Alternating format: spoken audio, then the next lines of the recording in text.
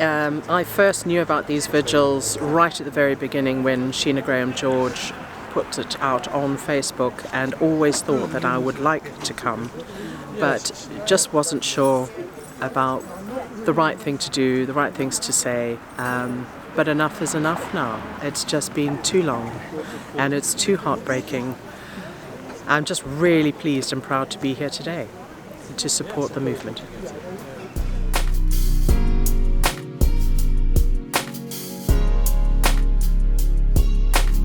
We keep on meeting. Some people have said to me and asked me why we're still gathering here each week.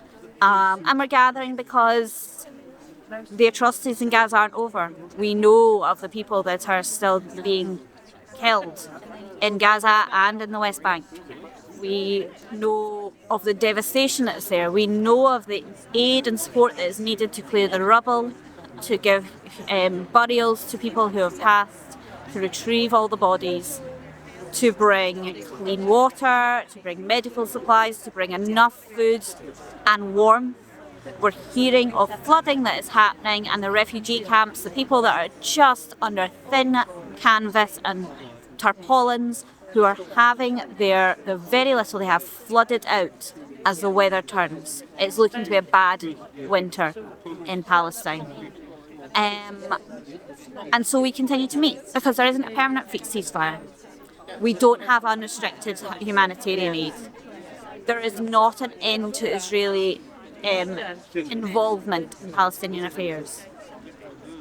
It is a long process, but we do still stand for the fact that we need to have peace in Palestine, peace across the region, and that we need to see the Palestinians being treated completely humanely and given the aid and support they have globally and locally. But good afternoon, everyone. Thank you so much for coming today. It's just wonderful to see so many people out on this lovely afternoon.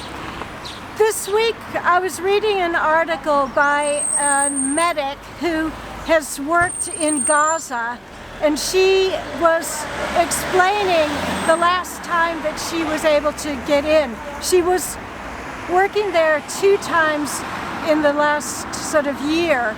But when she tried to get in for a 3rd time, the Israeli authorities put all sorts of obstacles in her way.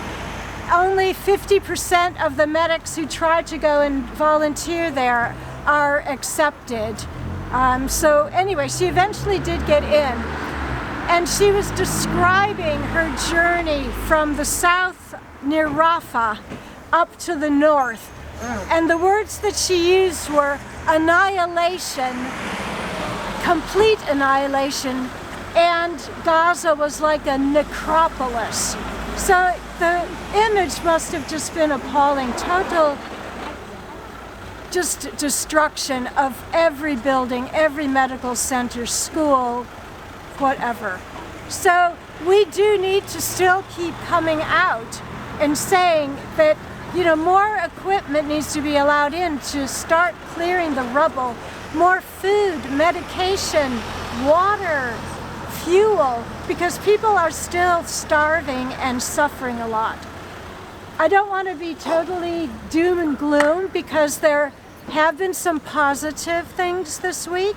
And in Fiona's article in the Orkney News today, she describes how even in the rubble, teachers are starting now to give lessons to children. There are about 100,000 children that are now starting to study.